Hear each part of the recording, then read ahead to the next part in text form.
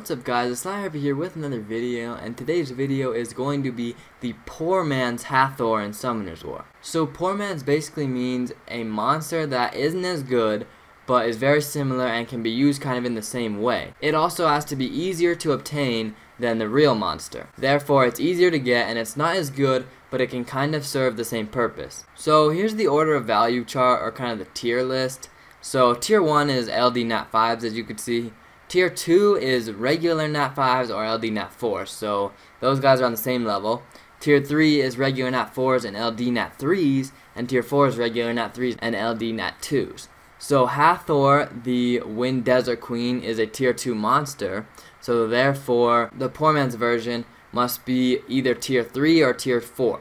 So it has to be lower than Tier 2. Alright, so first I will talk about Hathor, and then I will talk about the poor man's version. So Hathor's first skill basically just sword breaks for 2 turns with a 50% chance.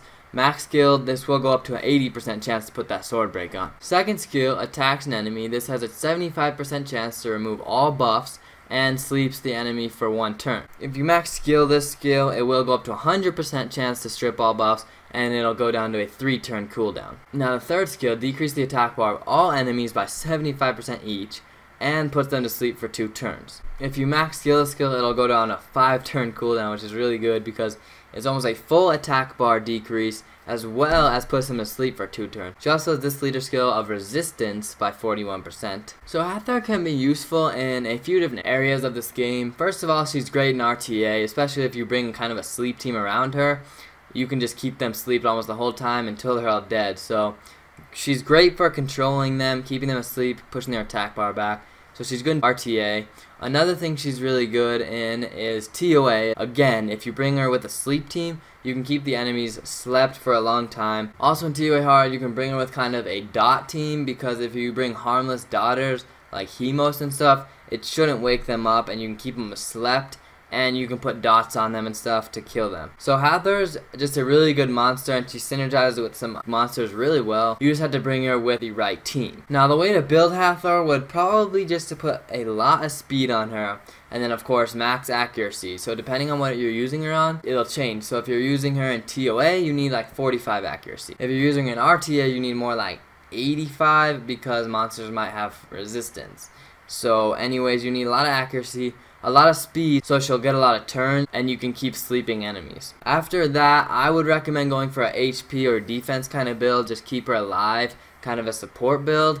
But you could build her Nuki, but I would probably just build her kind of tanky. So yeah, I'd recommend just building her tanky, getting some accuracy, and then getting speed. Also, resistance is always good because she won't get stunned or whatever, especially if you're using her for RTA. So that's kind of a basic rundown of Hathor. Now I'm going to go ahead and get into the poor man's version. So the poor man's version of Hathor is Sonnet, the Water Harp Magician. So now let me kind of explain why this is the poor man. So Hathor was a tier 2 monster, if you remember the order of value chart, and Sonnet is a tier 3 monster, so technically it is easier to obtain, because Sonnet's Nat 4, Hathor's Nat 5. So let me get into Sonnet's skills. So Sonnet's first skill, attacks the enemy target, absorbs the attack bar by 15%, with a 30% chance, and puts the enemy to sleep for 1 turn with a 10% chance.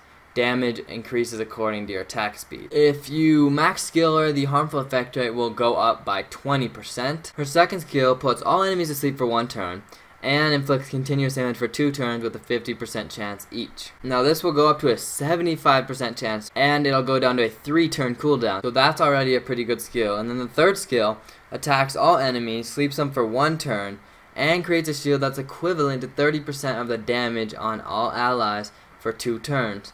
Damage increases accordingly to your max HP.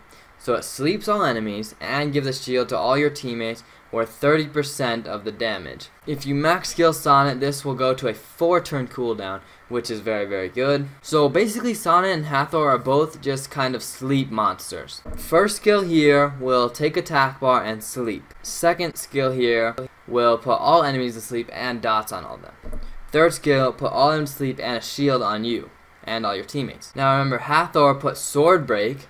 So basically the first skill, this does sword break. Sonnet's did a sleep and steals attack bar. Second skill, Sonnet's did a AoE sleep. Sonnet's skill did AoE sleep and AoE dots. This skill, attacks one enemy, strips, and puts that one person to sleep.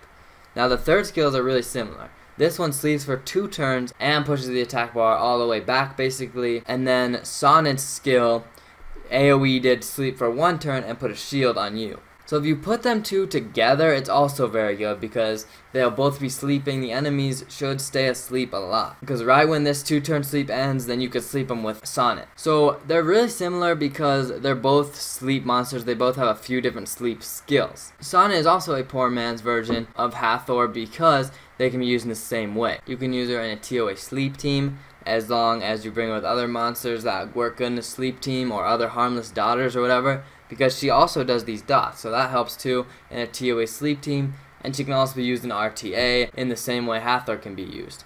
So that's why Sonnet is the poor man's Hathor, because you can use them in the same way, it's easier to obtain, and they're very similar monsters. You're also going to want to build Sonnet in basically the same way as Hathor. Get a lot of speed and get enough accuracy for what you're doing. And then after that, just go for HP and defense, just kind of make it tanky, I'd say. Especially because the third skill bases damage accordingly to your max HP, and that makes the shield basically according to your max HP, because the shield scales off the damage you do. So you're going to want to put mainly HP, but defense is good too, just to keep her alive. So speed, accuracy, and HP on Sonnet. Basically the same kind of build as Hathor. So anyways guys, that is basically why Sonnet is the poor man's Hathor. And I think that is going to wrap up this video, guys. If you have any poor man suggestions, leave them in the comments. If you have any questions, comments, or concerns, leave them in the comments. Thank you guys so much for watching, and I'll see you guys in the next video.